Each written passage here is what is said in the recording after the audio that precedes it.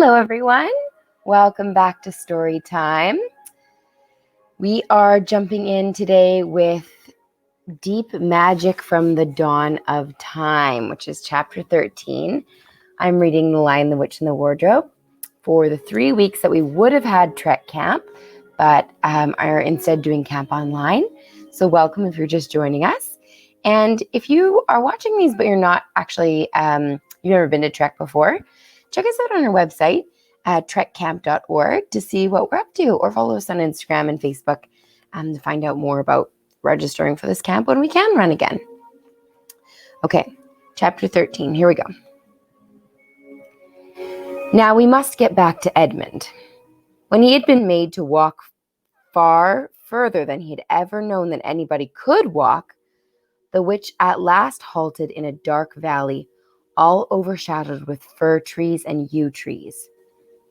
Edmund simply sank down and lay on his face, doing nothing at all, not even caring what was going to happen next, provided they would let him lie still. He was too tired even to notice how hungry and thirsty he was.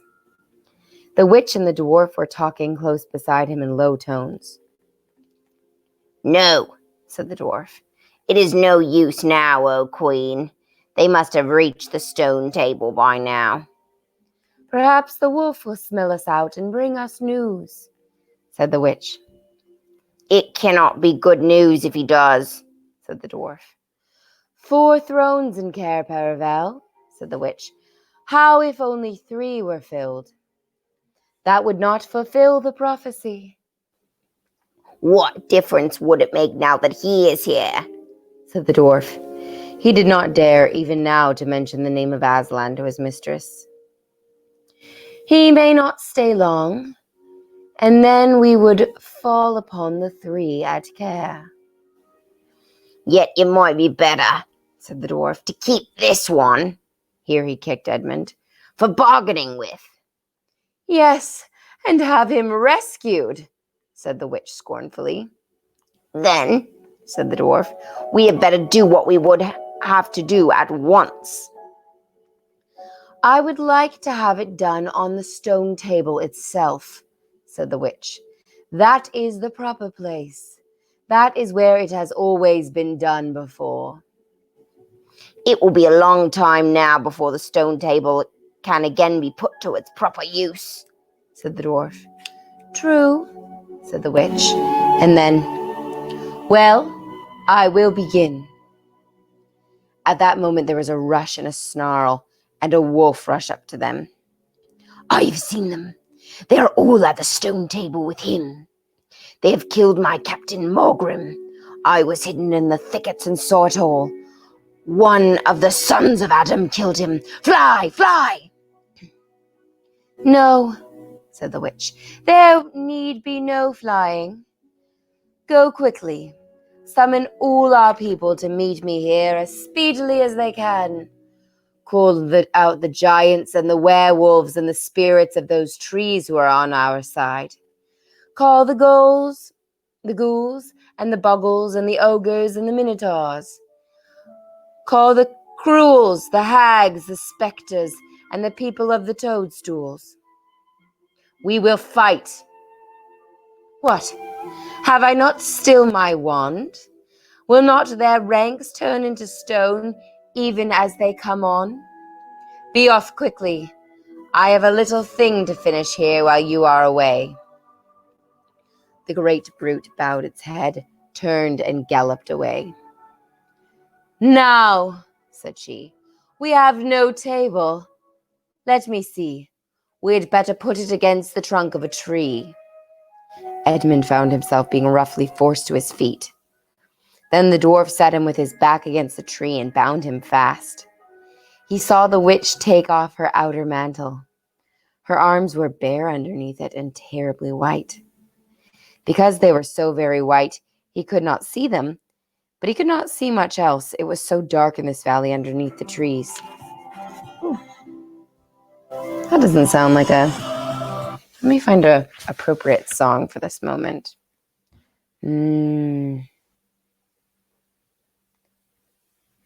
Okay. How about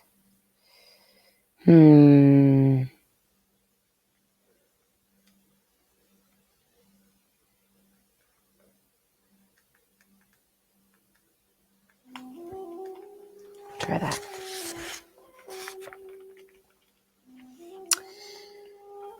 Edmund found himself being roughly forced to his feet. Then the dwarf set him with his back against a tree and bound him fast. He saw the witch take off her outer mantle. Her arms were bare underneath it and terribly white.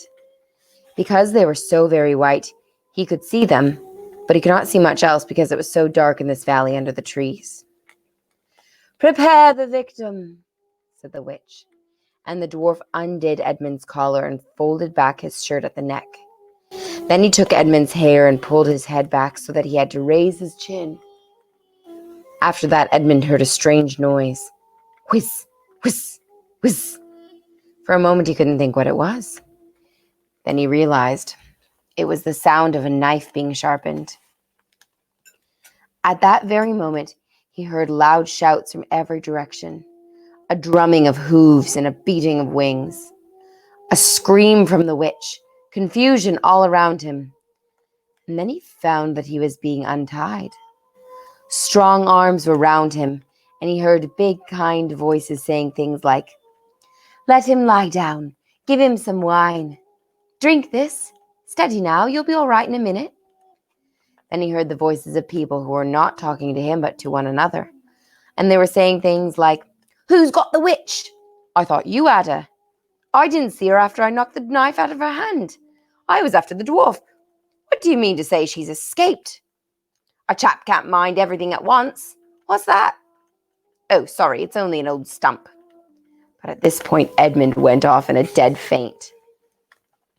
Presently, the centaurs and unicorns and deer and birds, they were, of course, the rescue party which Aslan had sent in the last chapter, all set off to go back to the stone table, carrying Edmund with them.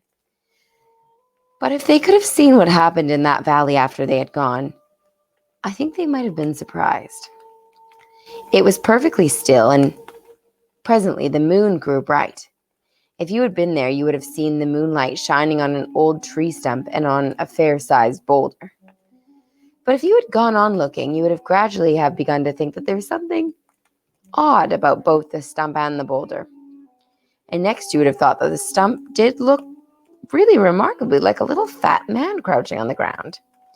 And if you had watched long enough, you'd have seen the stump walk across to the boulder, and the boulder sit up and begin talking to the stump. For in reality, the stump and the boulder were simply the witch and the dwarf. For it was part of her magic that she could make things look like what they aren't. And she had the presence of mind to do so at the very moment the knife was knocked out of her hand. She had kept hold of her wand, so it had been kept safe too. When the other children woke up next morning, they had been sleeping on piles of cushions in the pavilion. The first thing they heard from Mrs. Beaver was that their brother had been rescued and brought into camp late last night and was at that moment with Aslan. As soon as they had breakfast, they all went out, and there they saw Aslan and Edmund walking together in the dewy grass apart from the rest of the court. There is no need to tell you, and no one ever heard what Aslan was saying, but it was a conversation which Edmund never forgot. As the others drew nearer, Aslan turned to meet them, bringing Edmund with them. "Here is your brother," he said, "and there is no need to talk to him about what is past." Edmund shook hands with each of the others and said to each of them in turn, "I'm sorry." And everyone said, "That's all right." And then everyone wanted very hard to say something which would make it clear they were all friends with him again. Something ordinary and natural. And of course, no one could think of anything in the world to say. But before they had time to feel really awkward, one of the leopards approached Aslan with a message and said, "Sire, there is a message from the enemy who craves audience." "Let him approach," said Aslan. The leopard went away and soon returned leading the witch's dwarf. "What is your message, son of earth?" asked Aslan.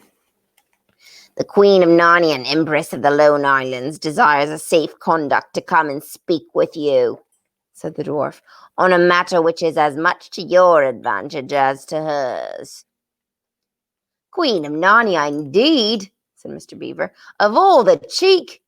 Peace, Beaver, said Aslan. All names will soon be restored to their proper owners. In the meantime, we will not dispute about them. Tell your mistress, son of Earth, that I grant her safe conduct on condition that she leaves her wand behind her at the great oak.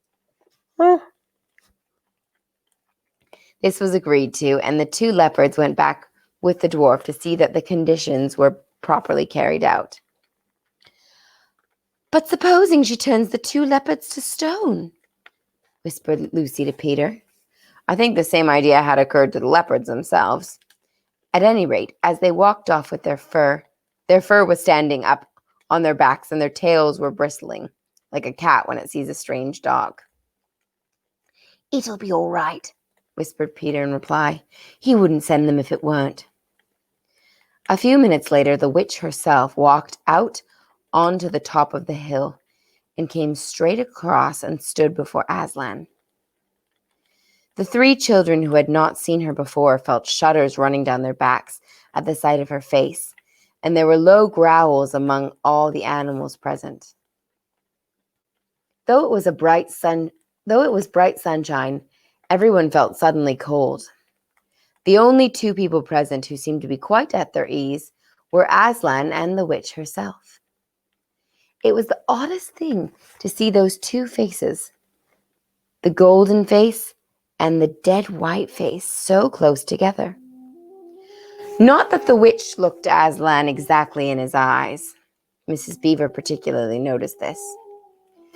You have a traitor there, Aslan, said the witch. Of course, everyone present knew that she meant Edmund. But Edmund had got past thinking about himself after all he'd been through and after the talk he'd had that morning. He just went on looking at Aslan.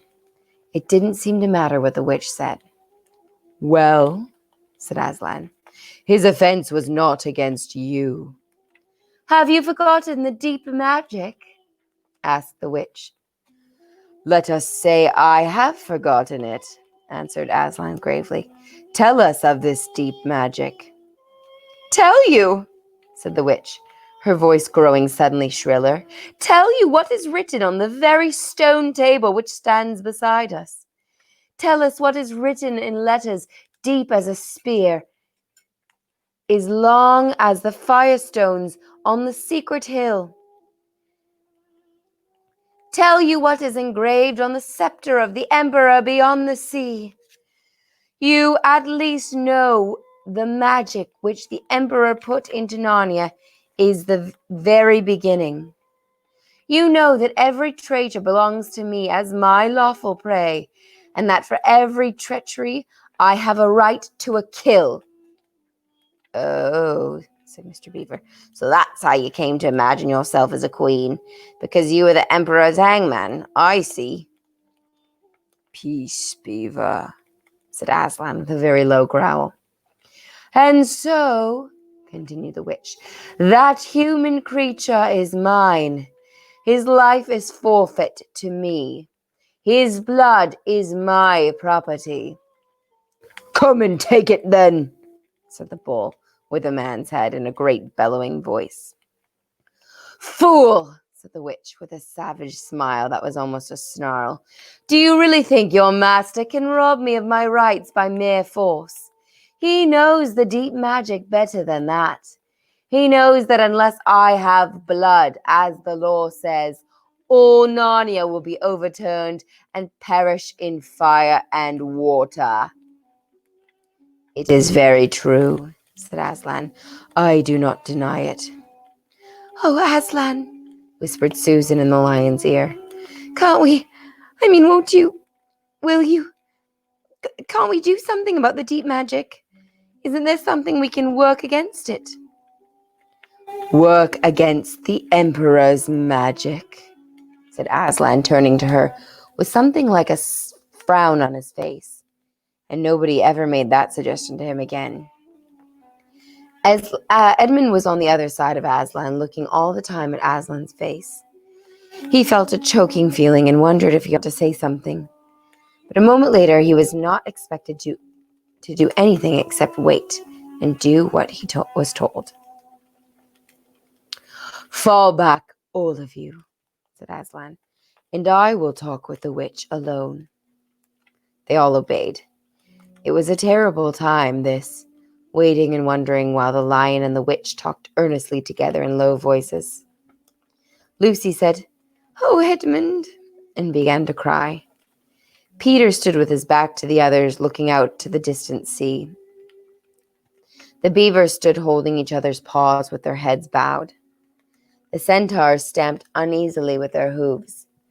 But everyone became perfectly still in the end, so that you noticed even small sounds like a bumblebee flying past, or the birds in the forest down below them, or the wind rustling the trees. And still the talk between Aslan and the White Witch went on. At last they heard Aslan's voice. "You can all come back," he said. "I have settled the matter. She has renounced the claim on your brother's blood."